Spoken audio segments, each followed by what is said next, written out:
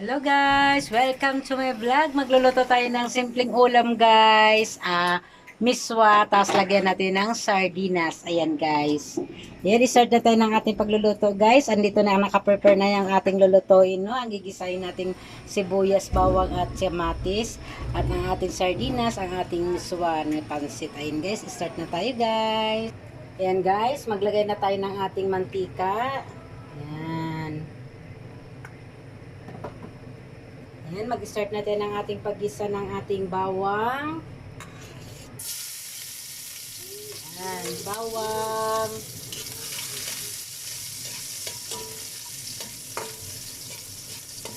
Maglalagay na natin ng ating sibuyas. Ayan guys, isa tayo. Ayan, masarap. Ang bango naman niya. At maglagay naman tayo ng ating kamatis. Ayan. Halo lang.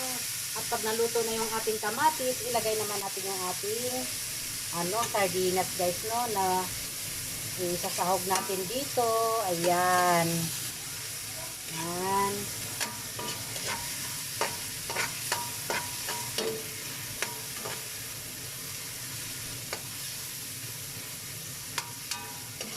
Ayan, ilagay na natin yung ating mega sardines. Ayan.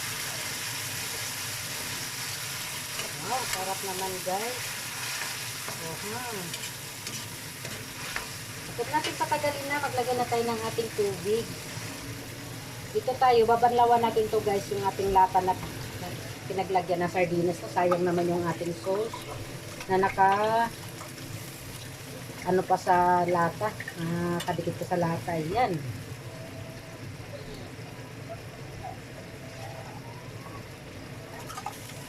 Ayan. At siyempre, dahil tatlong balot ito ng na miswa yung ilalagay, isasahog natin na miswa, sasabaw tayo guys ng guys, 2 liters to guys ang laman ng ating pitcher na tubig. Ayan, ilagay na natin. Damihan natin ng tubig guys kasi sisipsipin din niya ng ating pansit na miswa. Ayan. So ngayon guys, ilalagay na natin yung ating takip, no? Takpan na natin yung ating yung ating sabaw na pakukuluan. Ayan na guys, takpan na natin. Balikan natin siya guys. After 10 minutes, pakuluan muna natin siya. So ayan guys, titignan na natin yung ating pinakulo. Wala pa siya guys. So balikan tayo natin ulit siya. Ayan guys, babalikan na natin yung ating guys. Balikan natin. Ayan na guys, kumulo na siya guys. So ayan, maglalagay tayo ng ating asin. Ayan. Maglalagay tayo ng ating asin guys. Ayan. Tansya lang ating ilalagay ng asin. Ayan. Para lang di maging maalat tansya-tansya lang guys. Tapos maglagay na rin tayo ng ating paminta. Ayan guys. At ating magic sarap. Ayan. Para masarap ang ating niluto. So ilalagay na natin yung ating pansit na miswa. Ayan. Ayan guys. Ito na guys. Ayan. So siyempre haluin na natin siya para ay maghalo ang ating sardinas, ang ating pansit. Ayan. Kunting kulo lang yan guys. Maluluto na.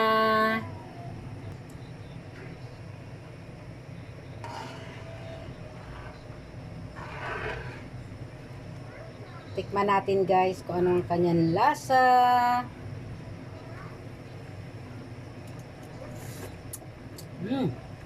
Very good. And guys, masarap na siya. At maluluto na yung ating miswa. Saglit lang yan maluto guys. So yan lamang guys. Luto na yung ating miswa with sardinas. Thank you for watching guys. Bye!